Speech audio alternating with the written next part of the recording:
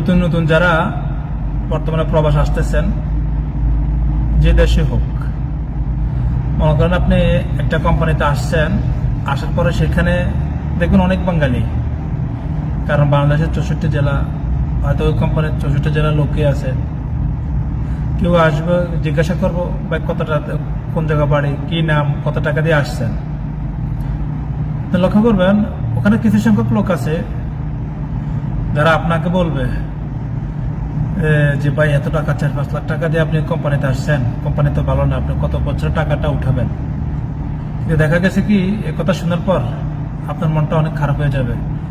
কেন যে এই কোম্পানিতে এত টাকা খরচ করে আসলাম, কবে আমি এই টাকা উঠাবো, কত বছরে উঠাবো। তখন আসলে মনটা খারাপ হয়ে যায়, তখন মানে একটা টেনশন তৈরি হয়।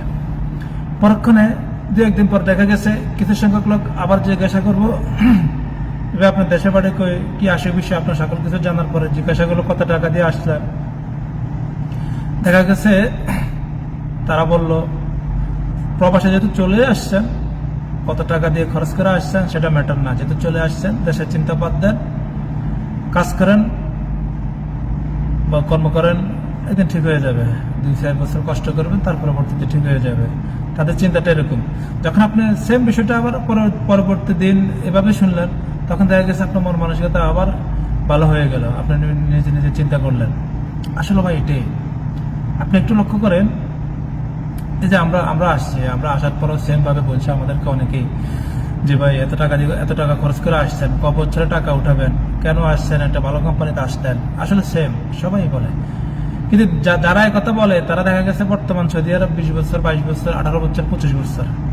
যদি কোম্পানি খারাপই হইতো, যদি এখানে মানে থাকার পরিবেশ নাই থাকতো, তাহলে তারা কি 18-20 বছর, 22 বছর প্রবাসে পড়ে থাকতো?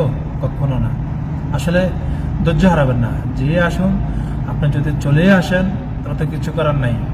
আপনি কষ্ট করতে হবে, আপনাকে 2-1 বছর শ্রম দিতে হবে, ইনশাল্লাহ ঠিক হয়ে যাবে পরবর্তীতে, এবং সফলতা আসবেই। কারণ আল্লাহ পাক কখনো কষ্টের ফল, ধৈর্যের ফল বিফলে দেয় না।